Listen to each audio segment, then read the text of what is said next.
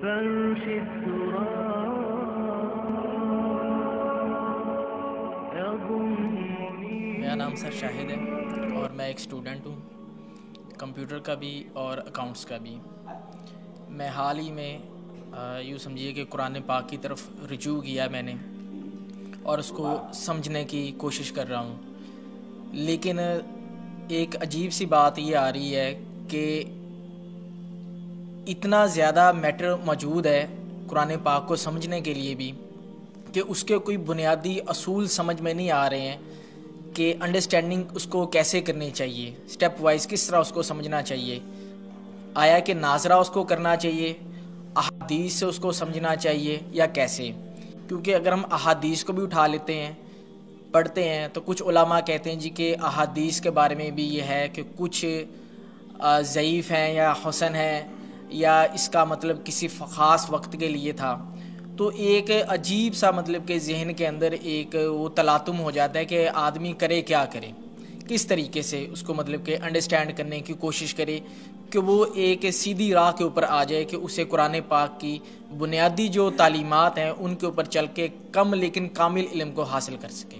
قرآن مجید کی طرف آپ کا رجوع ہوا ہے، توجہ ہوئی ہے، اس کو اللہ کا بہت بڑا فضل اپنے اوپر سمجھیے، اور جب اللہ کا فضل ہو تو پھر اس کا شکر بھی ادا کرنا چاہیے اللہ کے جناب میں. میں آپ سے ایک عجیب بات کہہ رہا ہوں، شاید آپ کو بہت وہ نئی سی لگے گی. قرآن کو ایسے پڑھیے جیسے بدو پڑھتے تھے. بدو نہ فلسفی تھے، نہ منطقی تھے، نہ سائنسدان تھے، نہ ابھی حدیثیں ان کے پاس تھیں، نہ ابھی فقہ مرتب ہوئی تھی. وہ کیا تھا؟ عربی زبان یہ ان کی اپنی تھی. تو شرط اول جو ہے قرآن مجید کو سمجھنے کے لیے وہ عربی زبان کا صرف و نحو صحیح جاننا یہ لازم ہے. پھر قرآن کے متن ہی کو اصل سمجھیے. البتہ یہ ہے کہ اس کو آپ سمجھیں کہ یہ پہلا مرحلہ ہے قرآن پر غور کا، قرآن پر فکر کا، قرآن پر سوچ کا. اس کے بعد اگلے مراحل بھی آئیں گے. اسی قرآن سے پھر قوانین جو ہے وہ اخذ ہونے ہیں. اچھا، اس میں بعض سے واقعات ایسے ہیں کہ جو تو ایک تاریخی حیثیت رکھتے ہیں. اب ان میں اس واقعے کے ضمن میں تفصیل میں کہیں کوئی اختلاف ہو گیا تو کوئی حرج واقع نہیں ہوتا. ابھی میں مثال دیا کرتا ہوں کہ میں چند جملے ابھی آپ کے سامنے یہاں ادا کروں اور پھر 10 منٹ کے بعد پوچھا جائے آپ سے تو ہر شخص جو ہے اس کو کہے گا، وہ جواب جو میرا دے گا وہ مختلف ہوگا اس کا، اس میں اس کی اپنی بات بھی شامل ہو جائے گی. اور سوچ میری بات سنتے ہوئے بھی جو اس کا سبجیکٹو مائنڈ ہے وہ اس کے اندر اس وقت حاضر ہوگا، وہ اس سے اس کوئی نہ کوئی نتیجہ از خود اپنی اس سبجیکٹو مائنڈ کے حوالے سے حاصل کرے گا، وہ بیان کرے گا. تو ان چیزوں میں احادیث میں اگر کوئی اختلاف بھی ہو جائے تو اس میں پریشان ہونے کی ضرورت نہیں ہے. ابھی ہمارے ہاں یہ جمعے کے اجتماعات میں حدیث جبرائیل جو ام السنہ کہلاتی ہے، جیسے سورہ فاتحہ ام القرآن ہے، ایسے حدیث جبرائیل ام السنہ ہے، سنت کی جڑ اور ماں.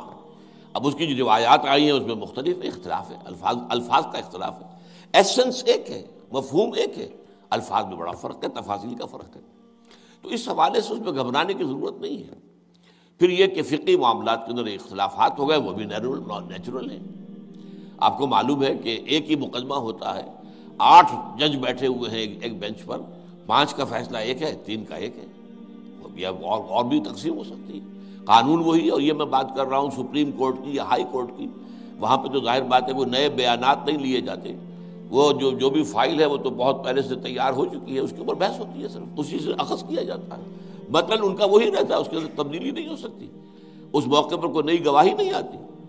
تو اس اعتبار سے ان چیزوں پہ گھبرانے کی ضرورت نہیں ہے. البتہ آپ آغاز جس طریقے سے کریں وہ میں نے آپ کو بتا دیا ہے. اس میں یہ کہ آپ اصل میں ان تمام جو چیزیں ہیں اضافی، ان سے ذرا صرف نظر کرتے ہوئے عارضی طور پر پہلے قرآن کو ایسے پڑھیے جیسے بدو پڑھتا تھا. اور وہی بات تھی کہ بدو پھر جس طریقے سے موٹیویٹ ہوا ہے، بدو سے مراد میں صحابہ کو عام طور پر لفظ دے رہا ہوں، یہ ان کی اس کے لیے وہ نہ سمجھیے کوئی توہین کی بات ہے. مطلب یہ کہ میں اس معنی میں کہہ رہا ہوں کہ وہ لوگ فلسفی نہیں تھے، کوئی پڑھے لکھے لوگ نہیں تھے، بلکہ امت کا نام ہی ہے یہ جو ہے امیین، ان پڑھ لوگ، ان پڑھ، ان لیٹرڈ ون. حضور کی شان بھی یہی ہے، امی ہے. تو انہوں نے قرآن کو جس طور سے سمجھا ہے وہ ہے بہترین طریقہ قرآن کو سمجھنے کا، اور اسی سے پھر وہ صحیح موٹیویشن ہوتی ہے کہ انہوں نے تن من دھن سب لگا دیا اللہ کے دین کے لیے اور اللہ کے دین کو غالب کر دیا۔ بحثوں میں پڑھ کر اور وہ جو باریکیوں میں پڑھ کر اور بال کی کھال اتار کر اور منطقی طور پر تجزیہ کر کے اور فلاں احادیث کے تقابل کے اس میں پڑھ کر علم کا تو اضافہ ہوگا، لیکن وہ انسپریشن اور موٹیویشن جو ہے وہ اس کے اندر نہیں رہے گی۔